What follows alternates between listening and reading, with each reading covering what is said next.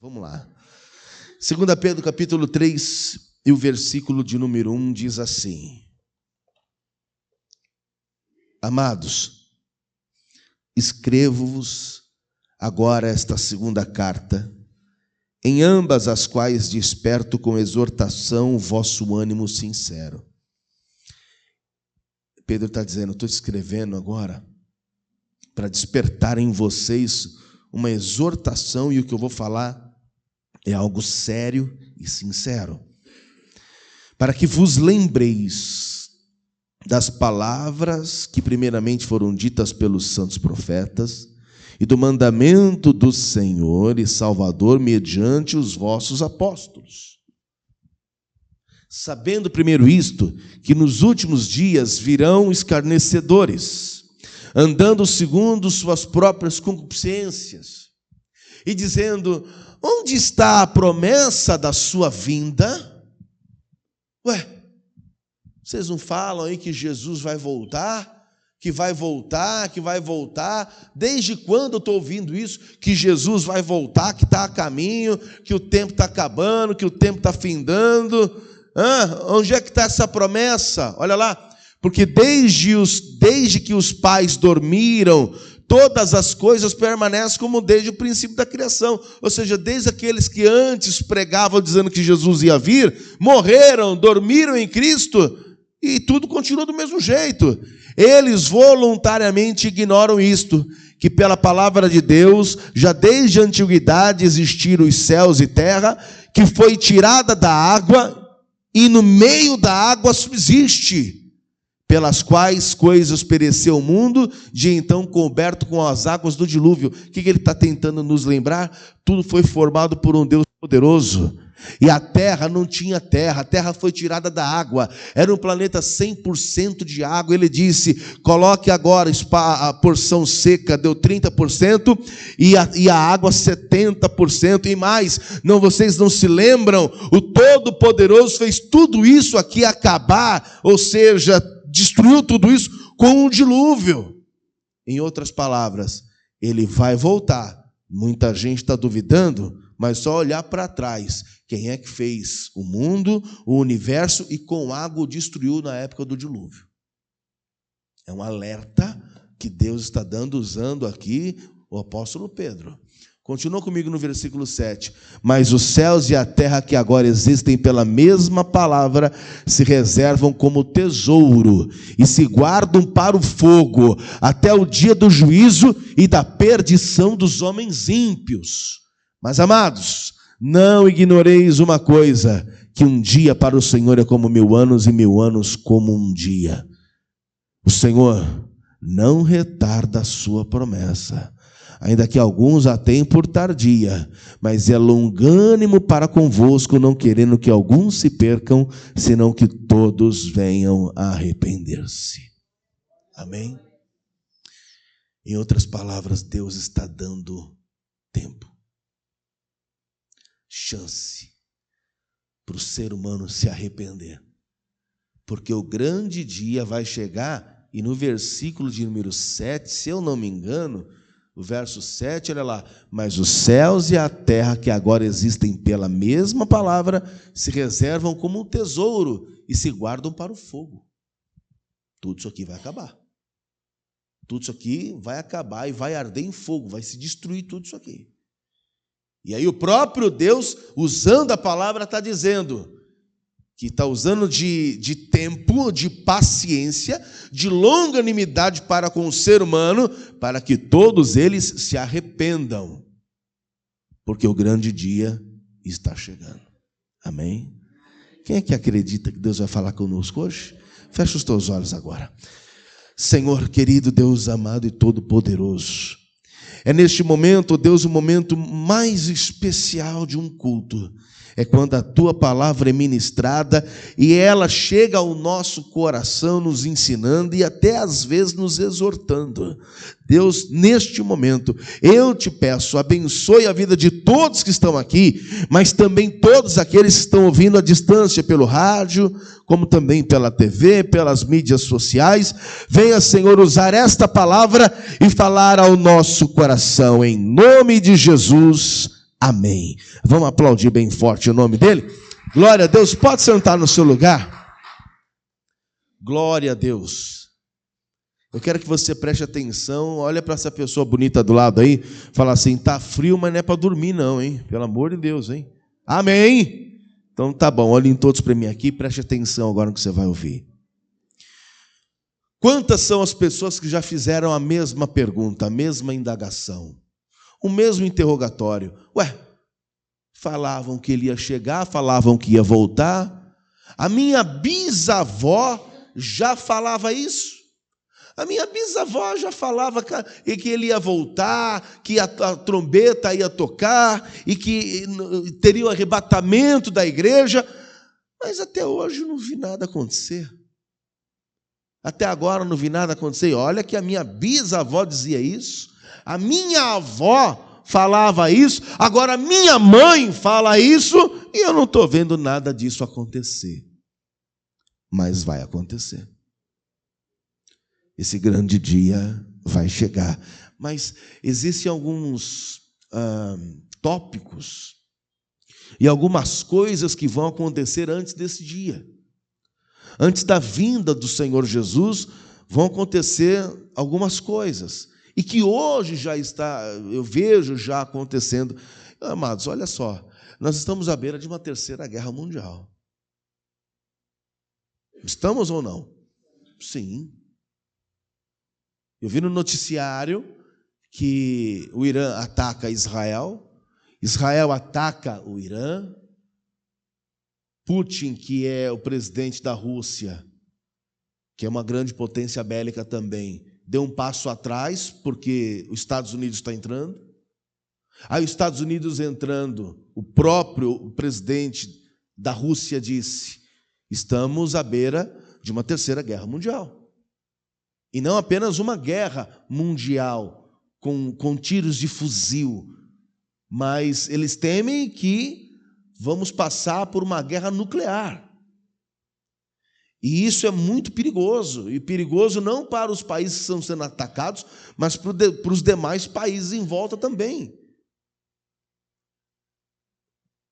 E aí eu estou assistindo TV ontem, está tendo aí um futebol aí que eu não sei, Copa, eu não sei do quê. O povo no Rio de Janeiro fazendo festa, e nós à beira de uma guerra mundial. O povo no Rio de Janeiro, em Belo Horizonte, Santa Catarina, todo mundo em festa, e eu olhei para a pastora e falei assim, eles estão comemorando o quê? Estão comemorando o quê? Que festa é essa? Estão à beira do caos. Que festa é essa? Nós não temos motivos para comemorar nada. Pelo contrário, nós temos motivos para se vestir de panos de saco, dobrar o joelho, fazer um jejum e chorar e lamentar. A gente não tem motivo para comemoração alguma, para felicidade nenhuma. O mundo está se degradando, tudo está se cumprindo dentro da palavra. As coisas estão acontecendo de um jeito que está absurdo, e quem tem os olhos espirituais atentos para enxergar, está vendo que o colapso está chegando, que as coisas estão acontecendo e a palavra de Deus está se cumprindo, e as pessoas não estão vendo. Elas não estão enxergando. O Deus desse século cegou de fato o entendimento dos incrédulos para que não lhe resplandeçam a luz. Para eles está tudo bem, assim como foi nos dias de Noé. Casavam-se, davam-se em casamento, estava tudo muito bem, era festa, e faz isso, e faz aquilo, e aluga roupa, e vai para salão, e não sei o que lá, e todo mundo achando que tudo estava normal, até que veio o dilúvio, e levou todo mundo. Cadê o glória dessa igreja? Por que vocês estão me olhando desse jeito? A gente, irmãos, olhando pelo cenário do mundo e tudo está acontecendo.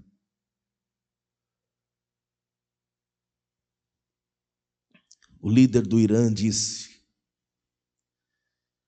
Se os Estados Unidos entrar, os problemas serão irreparáveis.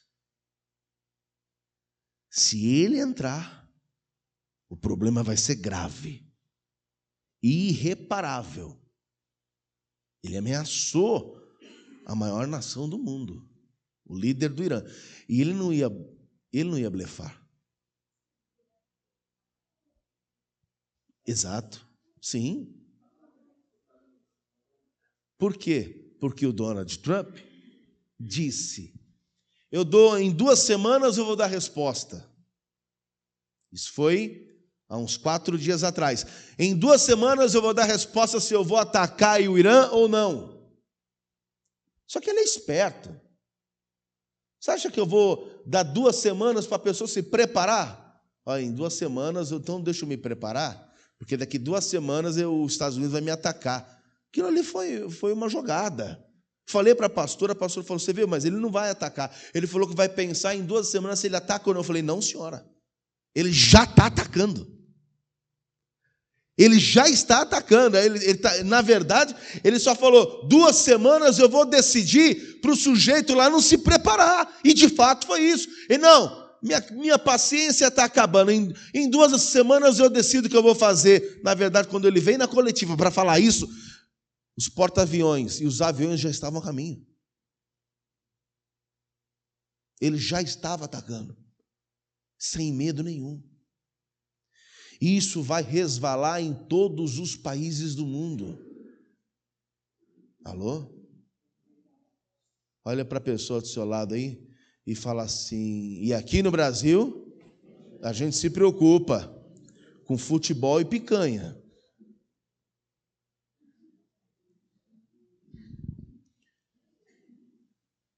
Eu não sei que cultura é essa, não. A palavra de Deus está mostrando tudo o que está acontecendo no mundo. A palavra de Deus está se confirmando em tudo o que está acontecendo no mundo. E os crentes não estão vendo. Jesus está voltando, irmãos. Jesus está voltando. Tudo o que está acontecendo é o cumprimento da palavra. Aí chega aquela pessoa e diz: vem cá, mas cadê aquela promessa, hein? De que ele ia voltar, cadê a promessa? Você não está vendo os sinais, não? Olha, os sinais estão aí. Os sinais estão aí, e a corrupção adentrando as igrejas, a corrupção cada vez pior no evangelho. Eu fui esses dias cortar o cabelo, só um parênteses aqui para você entender o que eu estou dizendo. E o meu cabeleireiro falou assim: agora tem uma novidade lá na minha igreja. Falei: é? O que é? Agora para você entrar tem que ter comanda. Falei: como assim? Aquela comanda, pastor. Comanda. Você não vai, por exemplo, naquele posto lá, Graal ou frango assado, aqueles restaurantes de postos, que quando você entra, ou numa padaria chique, que quando você vai entrar, você aperta o botão, sai uma comanda, você passa a catraca? Falei: sei. Então, agora na igreja está assim, tem um monte de catraca, você passa a catraca, pega a comanda. Eu falei: mas por quê? Porque antes você tem que passar por um labirinto. Aí tem doce, tem negócio de pelúcia, tem não sei o que, até você chegar no templo. Sorvete, refrigerante.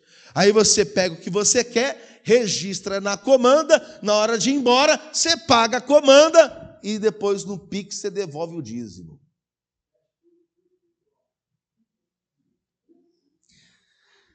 Olha o que está acontecendo. A coisa está ficando cada dia pior. E isso reflete no que está dizendo em 2 Tessalonicenses, capítulo 2, versículo 1. Dá uma olhada aí, ó. 2 Tessalonicenses 2, verso 1. Põe na tela para a gente ler. Olha lá, ó. Ora, irmãos, rogamo-vos pela vinda de nosso Senhor Jesus Cristo e pela nossa reunião com Ele. Quem quer se reunir com Ele? Ô, glória, já pensou? Ele fala: o dia é hoje, você vai se reunir comigo.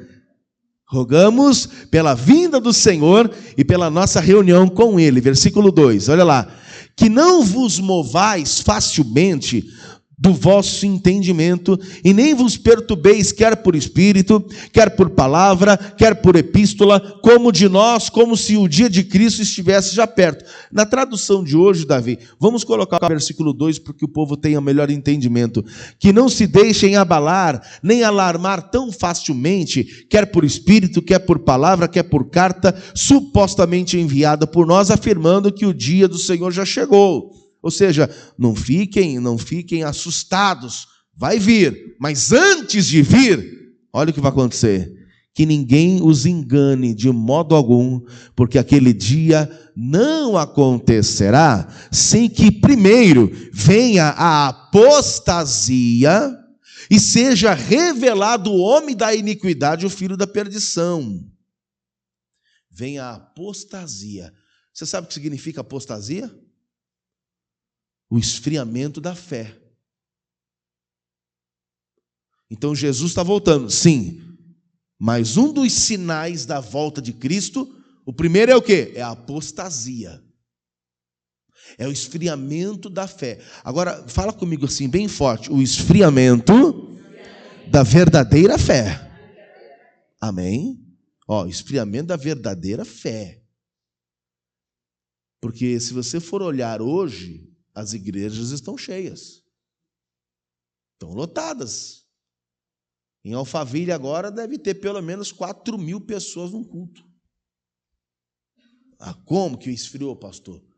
Como que esfriou? Essas igrejas estão lotadas. O esfriamento da verdadeira fé.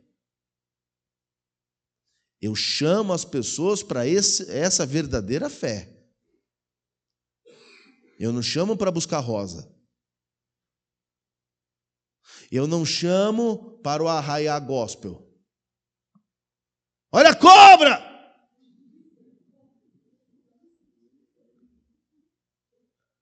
Não é isso? Eu não chamo para quadrilha gospel. Põe as cadeiras de lado aí. Etevaldo, com esse bigode, só falta pintar o dente.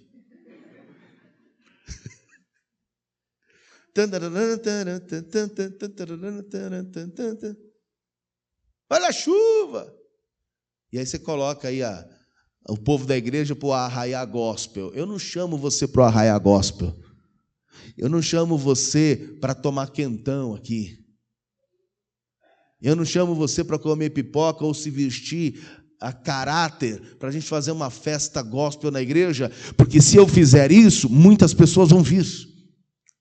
Esse tipo de entretenimento na igreja atrai pessoas, e aí você vê uma multidão de gente dentro da igreja, e quem passa na porta diz, olha como aquela igreja é cheia de crentes. Não são crentes, eles não são de Deus, eles estão ali por entretenimento, eles estão ali não pela palavra e o verdadeiro culto a Deus, eles estão ali por aquilo que aquele lugar está propondo, não é a palavra, porque o que vai salvar não é o arraiá gospel, o que vai salvar não é a parede, não é isso, aquilo outro, quem vai salvar é Cristo que salva. Não são esses entretenimentos ou essas coisas que vão salvar. Então vai ter sim a apostasia, que é o esfriamento da fé, mas é o esfriamento da verdadeira fé. Se eu chamar, vem para o culto para ouvir a palavra de Deus e receber de Deus uma palavra forte, é um resultado. Agora, se eu disser, vem para o culto, porque vai estar aqui tal cantor, vai estar aqui tal pessoa, nós vamos fazer aqui o quentão, aí o resultado é outro. Oi? Não é isso? Aí o resultado é outro. Então, o esfriamento da verdadeira fé já chegou. O esfriamento da verdadeira fé já veio. Só como base do que eu estou te falando, vamos lá em Mateus capítulo 22, versículo 1. Mateus 22, verso 1, e agora quem vai falar isso é o próprio Jesus quem vai falar. Veja, Mateus 22, versículo de número 1, diz assim, vamos ler. Então, Jesus, tomando a palavra, tornou a falar-lhes em parábola, dizendo, O reino dos céus é semelhante a um certo rei que celebrou as bodas de seu filho. E enviou os seus servos a chamar os convidados para as bodas, e estes não quiseram vir. Depois enviou outros servos dizendo: dizei aos convidados, eis que tenho o meu jantar preparado, e os meus bois e cevados já mortos, e tudo já pronto. Vinde às bodas. O que ele quer dizer? Esse jantar aqui nada mais é do que a própria palavra de Deus. O reino de Deus prepara algo e diz: vem para a festa do meu filho, porque já está tudo preparado. Quem é o rei? É Deus. Quem é o filho? É Cristo. Vem para a festa do meu filho, pois o alimento aqui já está preparado. Vem! Alimento é a palavra. Está tudo pronto. Vem para a festa do meu filho. Quando eu chamo você para vir para a igreja, vem para a festa do meu filho. Já está tudo preparado. Tem um alimento esperando por você, que é a palavra. Mas, olha lá, vamos ver. Versículo 5: porém eles, não fazendo caso, foram um para o seu campo e outro para o seu negócio. E outros, apoderando-se dos servos, ultrajaram e o mataram. E o rei, tendo notícias disso, encolerou-se e, enviando seus exércitos, destruiu aqueles homicidas e incendiou a sua cidade. Cadê o glória a Deus aí? Olha lá. Então disse aos servos: as bodas, na verdade, estão preparadas, mas os convidados não eram dignos. Porque além de não virem para cá, eles mataram aqueles que estavam chamando. Além deles não virem para a festa, foram convidados para a festa. E além de não vir para a festa, estavam matando os que estavam chamando as pessoas para a festa. De fato, a gente está convidando gente, mas as pessoas não são dignas de vir. Elas não são dignas de estarem aqui. A gente está convidando, mas elas não são dignas de estarem aqui. Continua comigo. Versículo de número 9. E depois, as saídas dos caminhos, e convidai para as bodas a todos que encontrardes. E os servos, saindo pelos caminhos, ajuntaram todos quantos encontraram, tanto maus como bons, e a festa nupcial ficou cheia de convidados. Dão glória a Deus aí. E o rei, entrando para ver os convidados, viu ali um homem que não estava trajado com veste branca. Eita, aí vai complicar agora, hein? E disse-lhe: amigo, como entraste aqui, não tendo veste nupcial? E ele emudeceu, ele entristeceu. E disse então o rei aos servos: amarrai-o de pés e mãos, levai-o e lançai nas trevas exteriores, e ali haverá pranto e ranger de dentes, porque muitos são chamados, mas poucos escolhidos. Olha aqui, ele chama. Muitos falam: não quero. Um vai para um campo, outro vai pelo caminho. Endurece o coração, frieza, apostasia, é a frieza da fé. Não quero saber, beleza. Só que os que vêm têm que chegar, estar na casa do Senhor e ter a verdadeira fé. Porque a verdadeira fé te dá vestes brancas. A verdadeira fé muda a sua vida.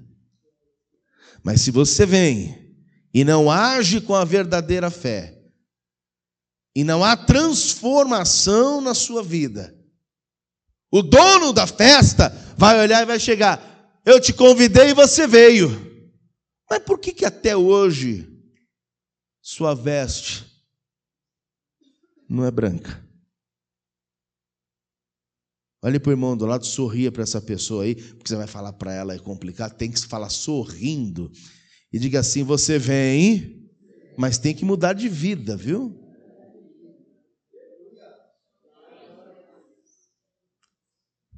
É ou não é? Você vem, mas tem que ter veste branca. Tem que ter mudança na vida. Porque ele vai chegar: amigo, por que as suas vestes não são brancas, hein? E aí você na hora vai murchar. Por quê? Porque você sabe que não está de acordo. Você sabe que não está. Ah, pastor, se eu não estou de acordo, então é melhor eu nem ir para a igreja. Então tá bom, você já sabe para onde é que você vai quando você morrer, então. Não, porque se não for para servir a Deus de verdade, eu nem vou servir. Tá bom. E o dia que você for embora, você vai para onde? Para o céu? Vai ser salvo? Não vai. E o que eu tenho que fazer? Ir até a igreja, buscar a Deus, cultuar a Deus, ouvir a palavra e mudar a vida e transformar a vida para ter vestes brancas. Quem está compreendendo? Tem que ter essa mudança. Precisa ter essa mudança. Por isso que às vezes eu estou passando os canais em casa assim, irmãos, aí eu falo, não, eu vou assistir a Dilma para eu poder rir, porque não é possível. Não tem nada no canal que se passe que presta. Não tem nada na TV brasileira que se passe que presta. Por quê? Porque são programas totalmente voltados ao mundo, às coisas mundanas, e você não sente prazer em nada daquilo ali que está assistindo. Você não sente prazer, aliás, não te cativa em nada do que você está vendo aquilo ali. Né? São programas mundanos. E aí eu fico olhando para aquilo, eu vejo nas pessoas uma alegria do pecado, que quando chegar o dia da partida de cada um deles, se não tiver Cristo e uma vida transformada, não serão salvos. E como eu posso dizer, essa condenação, ela não será temporária, será uma condenação eterna. É eterno. Por isso, nós mesmos que estamos dentro da igreja, também temos que analisar a nós mesmos também. Como é que eu estou servindo a Deus na igreja e, ao mesmo tempo, eu estou vivendo a minha vida aí fora? Como? Porque foi chamado. Uns estavam mesmo com o quê? Com apostasia, coração frio, não vou. Um foi para o campo, outro foi para o negócio, ok. E o pior, ainda mataram os homens que estavam anunciando. Ok, beleza. Só que vem outros, e os que vieram, muitos ficaram com vestes brancas, mas teve gente que não. Que quando o dono da festa chegou, olhou e falou, e você, que não tem veste branca, hein? O que aconteceu? Você estava aqui dentro o tempo todo, mas desse jeito? Alô? Ih, meu Deus, vou mudar a pregação, hein? Não estou ouvindo um glória, não estou ouvindo nada. Quem está entendendo alguma coisa aqui? E isso ia acontecer no fim do tempo. A apostasia se refere a isso. A falta da verdadeira fé. É o esfriamento da verdadeira fé. Eu estou na igreja, eu estou buscando ao Senhor, mas a minha vida continua do mesmo jeito. A minha vida continua da mesma forma. Eu apenas tenho um rótulo de crente. Alô? E que muitas vezes a pessoa fala assim, crente, que quando você fala de crente, às vezes a pessoa fala, eu vou para a igreja. Você é crente? Não, eu vou para a igreja. Às vezes ela sente até vergonha de falar a palavra crente ou cristã. Eu não me envergonho do evangelho.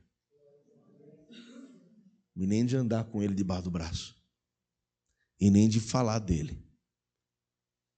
Pois quem me conhece sabe que eu sou crente. Você tem uma ideia, na rua, lá no bairro onde eu moro, ninguém sabe o meu nome. Pastor, por quê? Porque todo mundo me chama de pastor.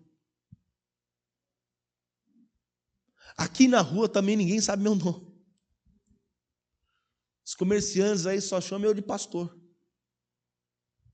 Eu estou descendo a Primitiva Avianca. Ô pastor! Opa! Atravessa a rua do outro lado, pastor! Todo mundo me conhece como pastor. E glória a Deus por isso, não tem problema. Porque o meu testemunho de vida é quem vai falar de fato se eu sou ou não. Porque pode ser que pessoas digam, pastor, mas assim? Diz que é crente, mas é assim? Por isso que tem gente que não gosta de falar que é crente ou cristã. Porque às vezes o comportamento não condiz. Mas você é crente, mas é desse jeito?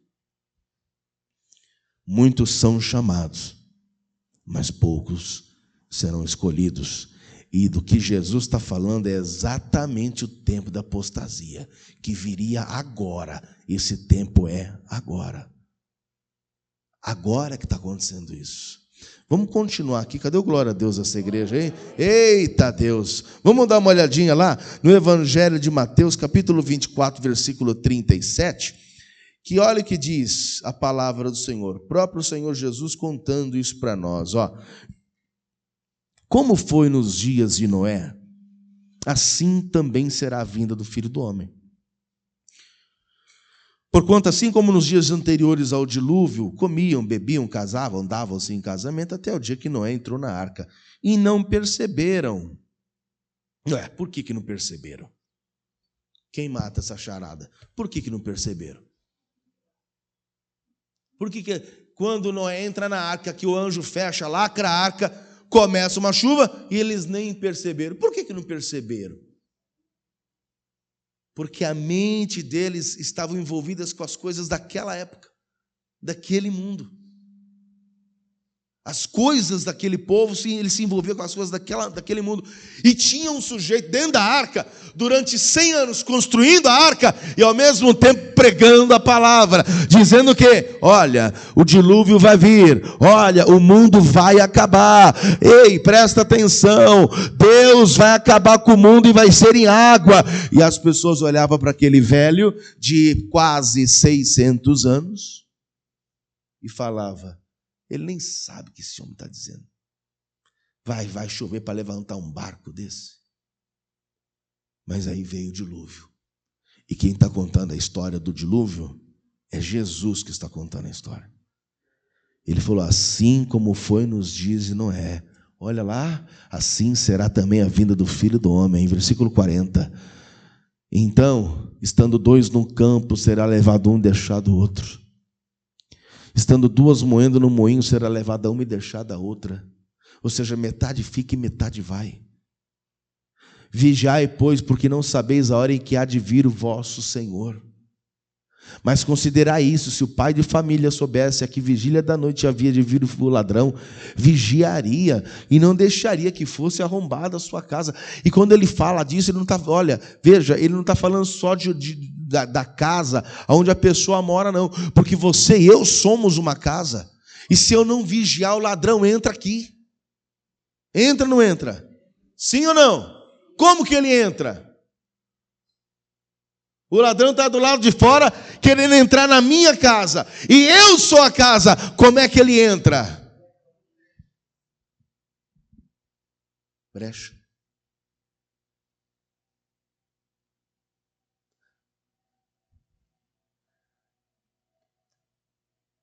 É Spaten, né? Spaten. É o nome da cerveja, né? Spaten, isso? Sei lá. Essa é nova. É só um golinho. O inimigo está querendo entrar na sua casa. Ah, não, mas é só hoje. O inimigo está querendo entrar na casa. Como é que o ladrão entra? Discussão. Qual é a brecha que ele encontra? Brigas, contendas, discussão, bate-boca. Tudo isso acontece, se você não vigiar, dentro da sua casa. Oi. Não, pastor, comigo Satanás pode tentar o que quiser. Álcool na minha boca não entra. Beleza. Pastor, eu sou fiel primeiramente a Deus e a minha família. Pode aparecer a pior sirigaita. Não, aqui não. Beleza. Pode aparecer o pior sirigaito. Tá bom. Tá bom. Pode aparecer o sirigaito que não acontece nada? Não. Beleza. Glória a Deus. Está firme e forte. Pode aparecer a sirigaita e não acontece nada? Também não, pastor. Estou firme e forte. Tá bom, mas se alguém falar isso? Se alguém falar isso,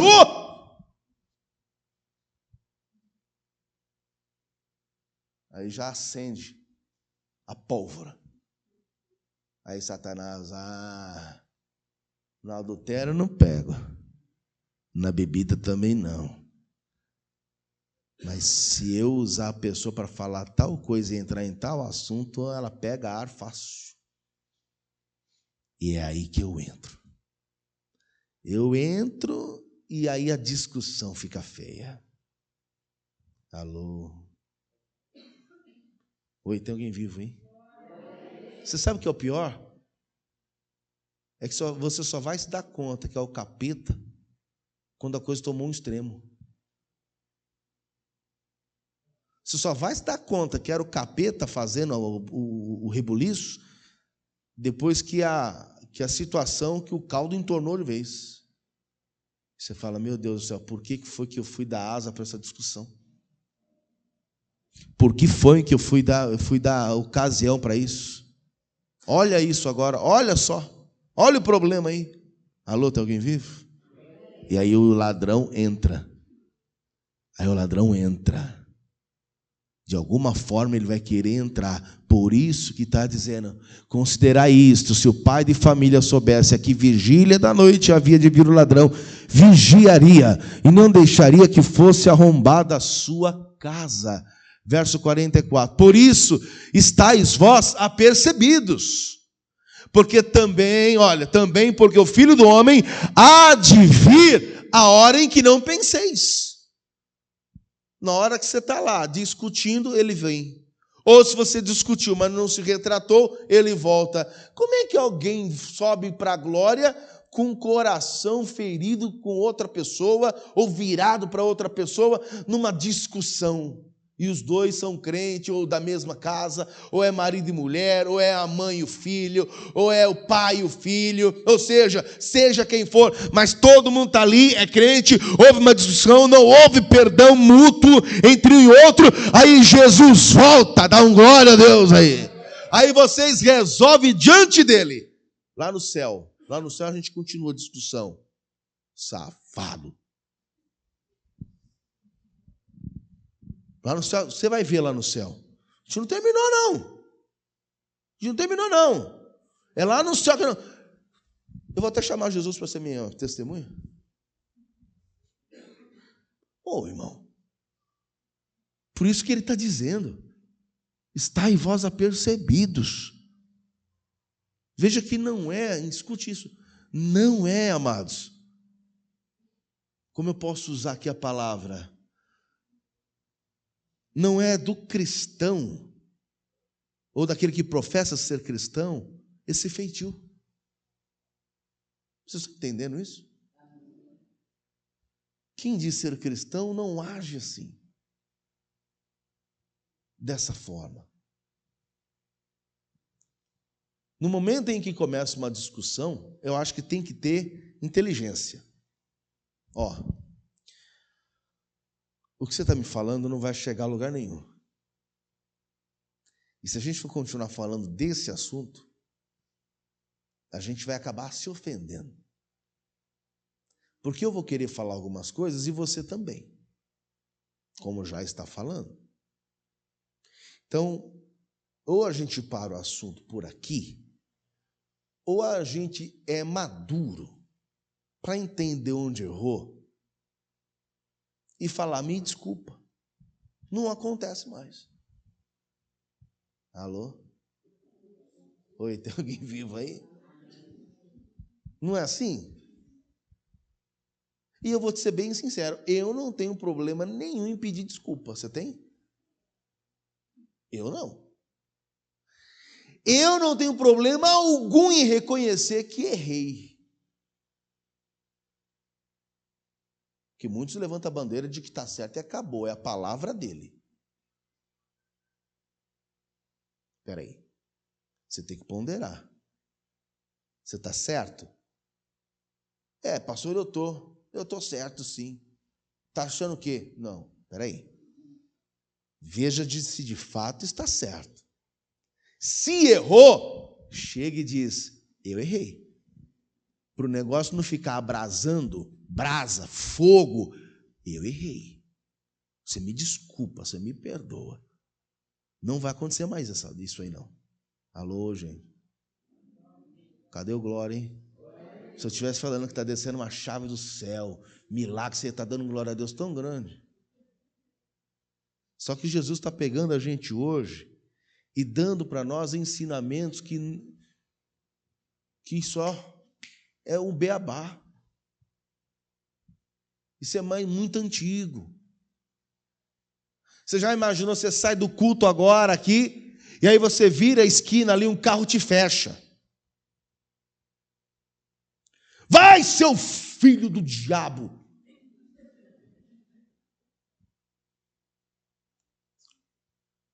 Não é isso? E começa uma discussão, Os meninos que andam comigo, já andaram, Noel andou comigo, eu já tomei cada uma no trânsito, cada fechada no trânsito. Cara, eu só olho para o fulano, vai em paz, abençoado, em nome de Jesus. Não é, aí você entenda. Você já imaginou se eu desço do carro e eu falo para o sujeito, e aí? Qual que é a tua, rapaz? Olha o que você fez, quase pegou o carro, e não sei o quê, e pepepé, e começa, você está errado, porque você, e não sei o quê, e não sei o que lá outro, e não sei o quê, e começa aquele negócio, eu dou um empurrão nele, e você vai querer tirar a diferença agora? Qual é que é a sua, rapaz? Aí eu olho para trás, tem alguém assim, ó. Vai. Gente, o bicho está pegando aqui, ó. O cara de terno aqui, sei lá se que é advogado, sei não. Ó, quase pegou ele, se não fosse separar.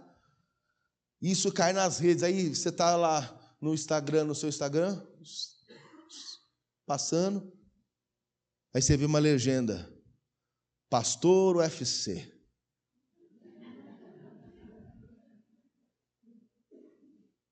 Aí está eu lá de terno, chamando o sujeito para abrir, e diz, esse é meu pastor, olha!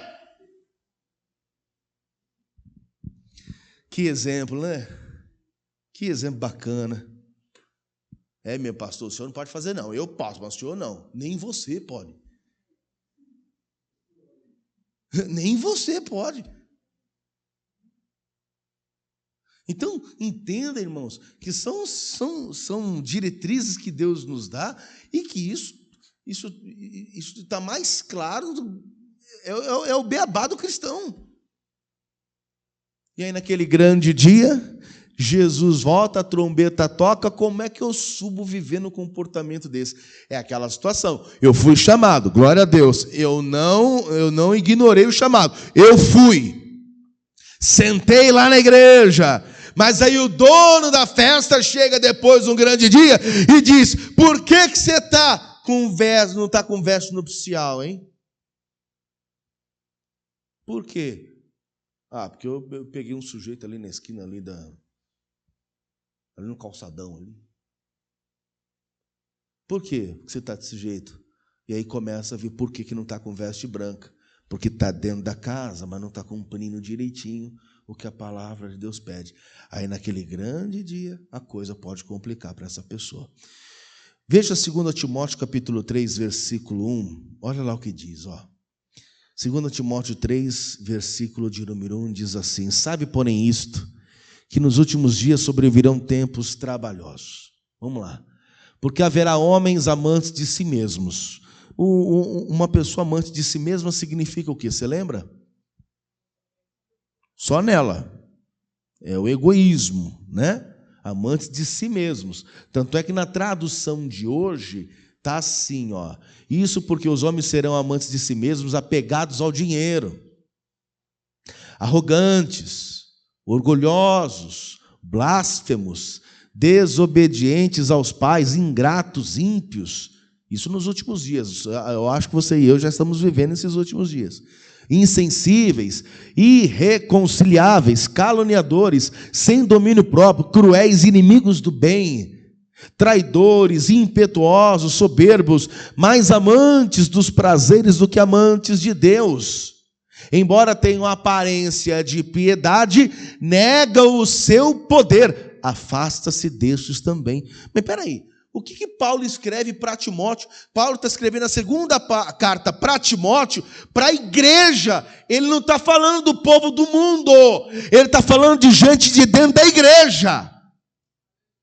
Gente de dentro da igreja teria esse comportamento. Obviamente, a hora que o dono da festa chegar, ele vai lá e vai dizer: por que vocês não estão com vestes brancas? Por quê?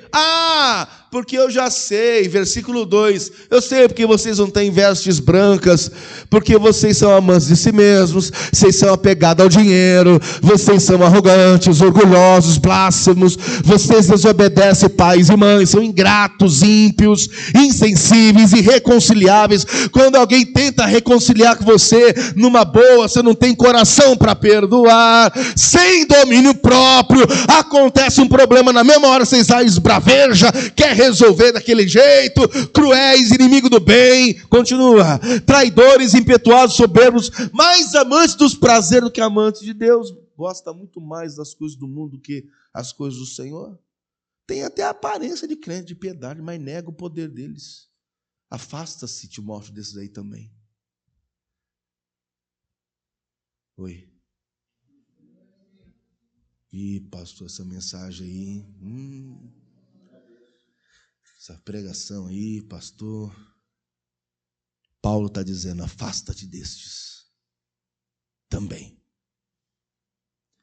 Então só anda do lado de Timóteo quem era um verdadeiro cristão. Não é porque está falando que é crente que é. Observe a árvore pelo fruto. É um crente? Serve a Deus? Tem temor de Deus? Você vai ver pelos frutos. E os frutos aparecem, como a gente está vendo aí. Posso ouvir um glória aí? Veja comigo o versículo de número 13. Olha lá. Mas os homens maus e enganadores irão de mal para pior, enganando e sendo enganados. Repare que quem sempre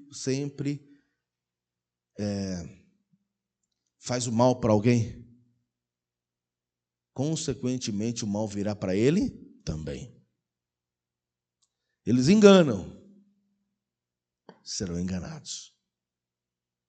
É uma colheita da vida que leva. Eu profetizo que esta igreja é uma igreja fiel a Deus. Eu profetizo que você seja, e é, pela fé, um homem de Deus, uma mulher de Deus.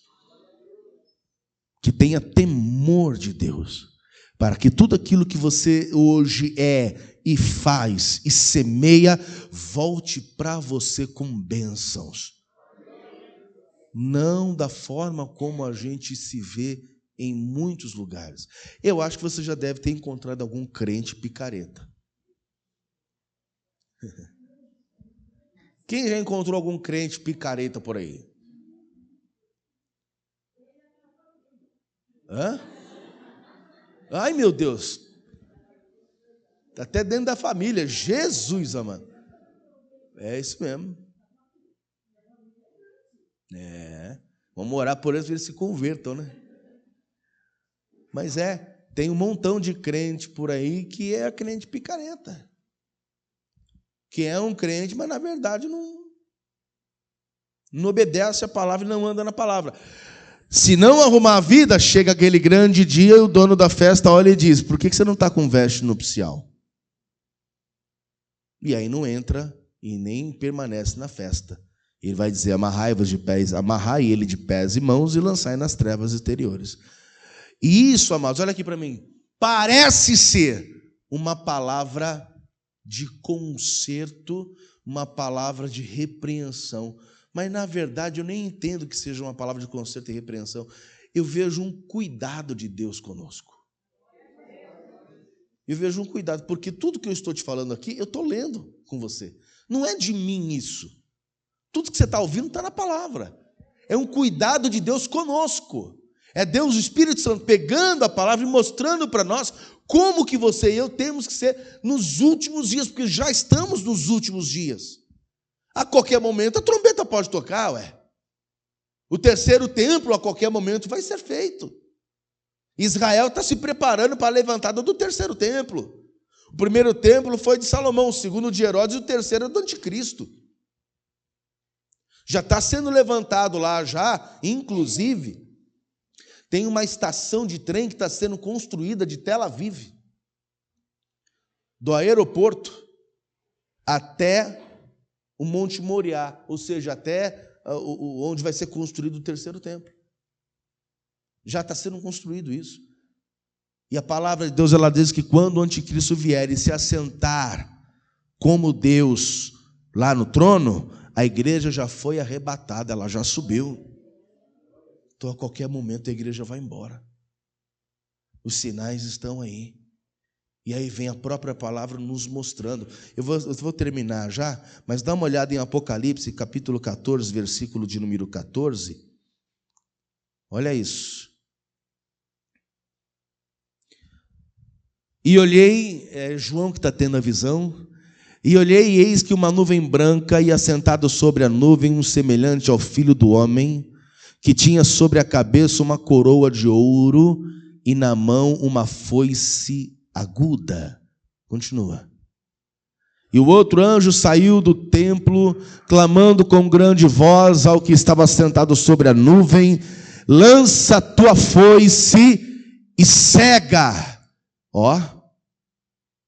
E o outro anjo saiu do templo, clamando com grande voz ao que estava sentado sobre a nuvem. E o que dizia? Lança a tua foice e cega. E já vinda a hora de cegar, de colher, porque já a seara da terra está madura.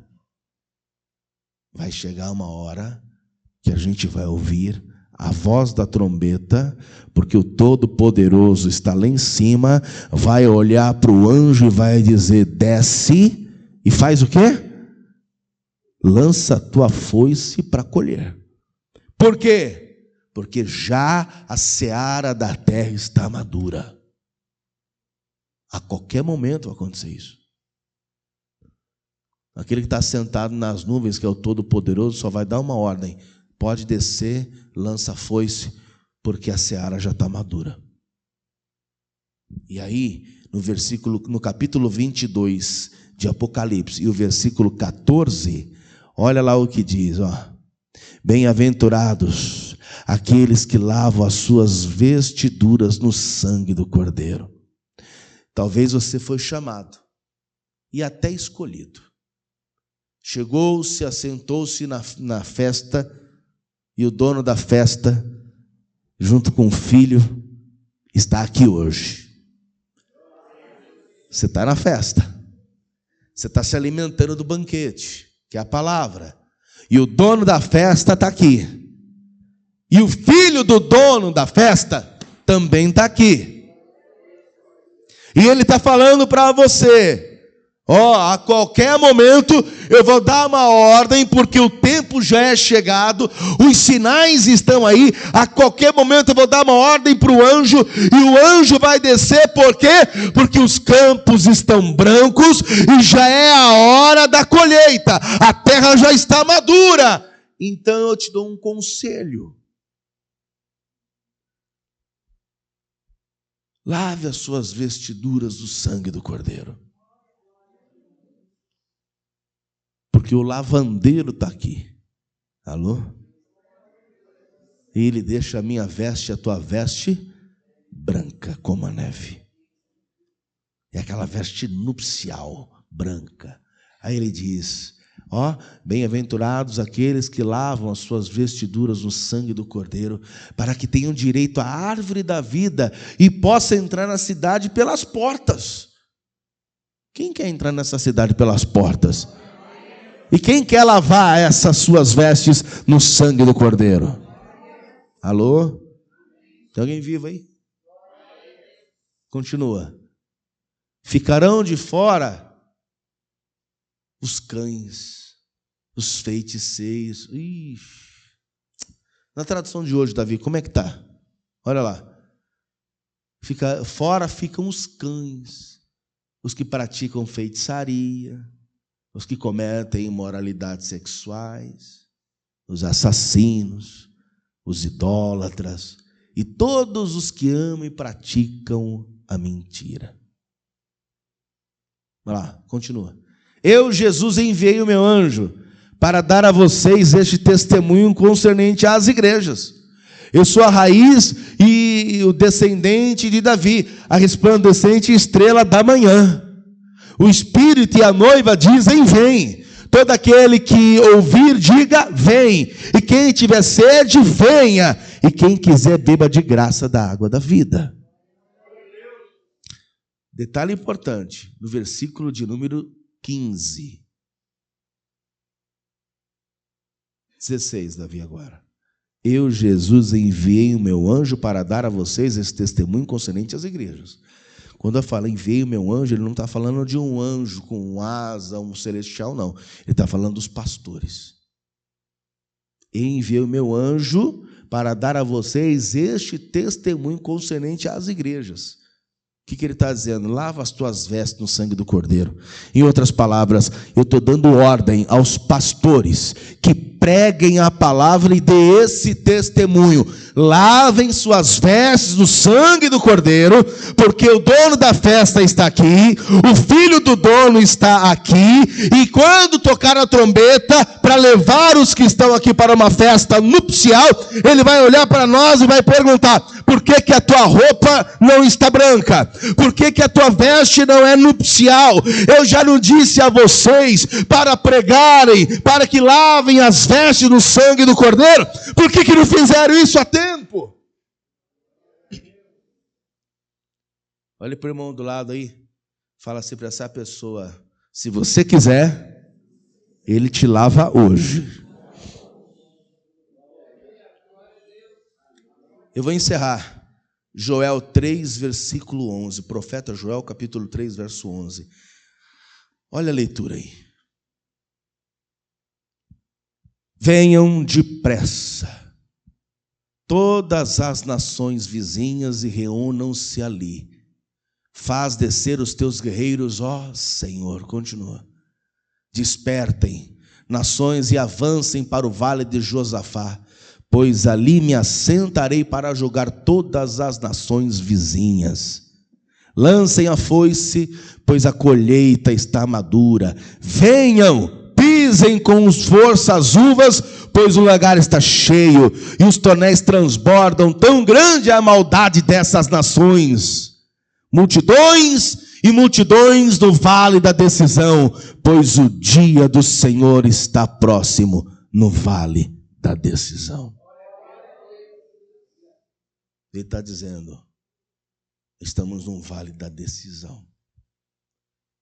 As nações estão andando na prostituição, em tudo quanto está de errado.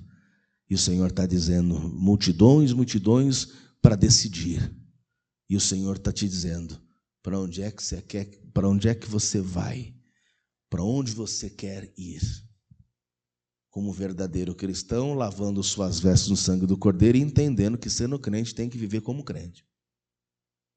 Agora, se não quiser também mudar a vida, você quer continuar estando na igreja, mas vivendo no mundo, tendo sexo à vontade com quem você quiser, indo para o mundo, balada, sextou, domingou, segundou, sei lá, e aí bebe, pega cerveja, pega isso, vai não sei para onde, sai não sei com quem, é infiel, tudo bem, continua andando, não tem problema também. Só que não exija ser salvo. Vamos ficar de pé.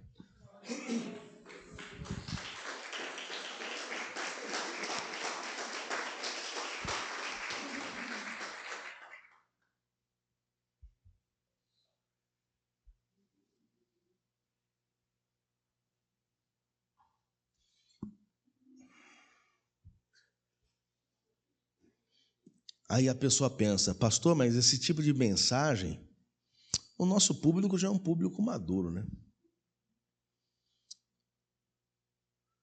É um público que já conhece a palavra. Quanto mais a gente vai envelhecendo, mais a gente amadurece.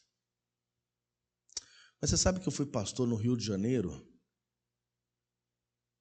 Chegou uma mulher para mim, ela tinha 72 anos.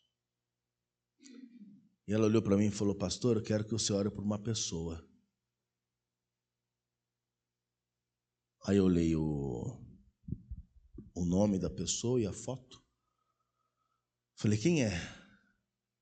É o Jorge. Falei, e o que ele é seu? É meu namorado. –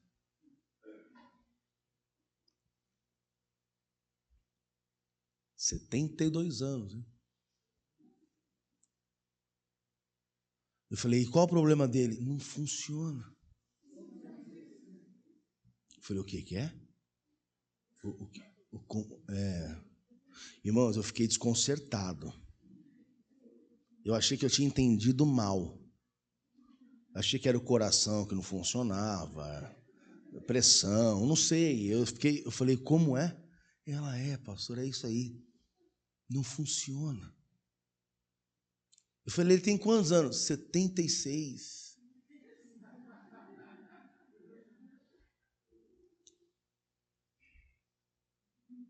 Ora por ele. Coitado. Você imagina a pressão psicológica em cima desse homem. Vamos, Jorjão.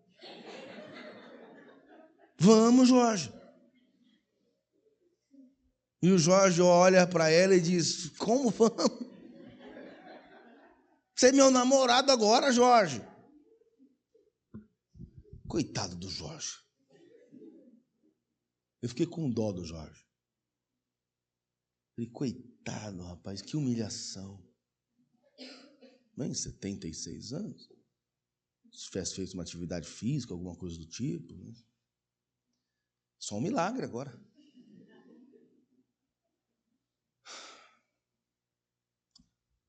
Só que ela não era casada com ele. Era namorada dele. E sendo namorada dele, queria que o namorado funcionasse para ela. Então você perceba que não é todo mundo que envelhece com maturidade, não, espiritual.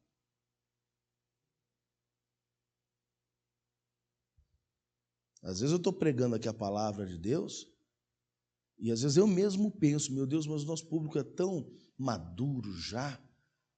Por que, Senhor, falar essas coisas? E Deus só fala. Fala. Ele só diz, fala. Ensina. Porque querendo ou não, amados, tudo aquilo que vai contra a palavra de Deus, um dia vai ser cobrado da gente. Um dia Deus vai cobrar de nós. E eu não quero de forma alguma que Deus chegue em mim me cobrando de uma coisa que eu não falei para você. É melhor eu falar, e talvez você não se agradar do que ouviu, mas é melhor eu falar do que eu não falar, você entrar pelo erro, e naquele grande dia, nem você e nem eu vamos subir, vamos ser salvos. Amém? Então, coloca a vida diante de Deus, lava as vestes no sangue do Cordeiro, limpa o coração, olha para a pessoa, sorria para ela, porque o que você vai falar para ela é meio complicado, para de brigar com os outros, fala para ela aí. Isso. Não é? Limpa o coração, para de confusão, coloca a vida diante de Deus, porque os sinais estão aí, e a qualquer momento toca a trombeta e a gente vai embora. Amém? Todos nós aqui somos de Deus, mas agora eu quero fazer uma oração aqui, e só os sinceros vão vir. Pastor, eu estou com a veste branca, mas eu percebo que às vezes a veste ela suja um pouquinho. E aí, é aquela famosa frase, a barra está suja. Sujou a barra. Lembra disso? Ou a pessoa faz assim, ó. Sujou. E tudo que suja, começa primeiro pela barra. E vai vindo de baixo para cima. Então, hoje é o momento de você se derramar na presença de Deus como um cristão e falar para Ele, reconhecer para Deus. Deus, tem coisa em mim que tem que mudar, eu sei que às vezes eu tomo atitudes que não é certo, e isso acaba sujando na barra, ou às vezes suja a veste. Eu preciso limpar essas vestes no sangue do Cordeiro. Então aproveite o momento que é agora, porque no dia que Ele chegar para cobrar, Ele não vai limpar, Ele só vai dizer, por que a tua veste não está branca? E aí vai amarrar de mãos e pés e vai colocar nas trevas exteriores. Vocês entenderam essa mensagem? Glória a Deus. Põe a mão sobre o teu coração agora e diga comigo assim: meu Deus, eu ouvi a tua palavra e eu reconheço que Jesus Cristo, Ele é o meu único Salvador. Deus amado, perdoe as minhas falhas, os meus pecados, e agora, diante do teu altar, lava agora as minhas vestes no sangue do Cordeiro. Pai querido, naquele grande dia, eu quero estar com o Senhor. Quando o Senhor vier e tocar a trombeta, eu quero estar diante de ti e entrar na salvação. Pai amado, me perdoe e lava agora as minhas vestes no sangue do Cordeiro. Fale com Deus agora, o pastor vai orar com você. Senhor nosso Deus e Pai Todo-Poderoso, meu Deus, nós te agradecemos por esta palavra que o Senhor nos enviou para esta manhã, um alerta para as nossas vidas, meu Deus. Vem através do teu Santo Espírito, meu Deus, convencer de onde nós estamos errando, para que nós venhamos nos arrepender diante do Senhor, Pai, e prosseguir a caminhada para quando a trombeta tocar, Senhor, nós possamos encontrar com o Senhor nos ares. Então fortalece a tua igreja, dê graça, dê sabedoria, oh meu Deus, seja na vida de cada um deles, meu Pai, fortalecendo, meu Deus, para que ninguém se perca. Nós sabemos que essa é a tua vontade e esse é o nosso desejo de termos um encontro contigo aí nos céus, em nome de Jesus, amém e graças a Deus. Aplauda bem forte ao Senhor.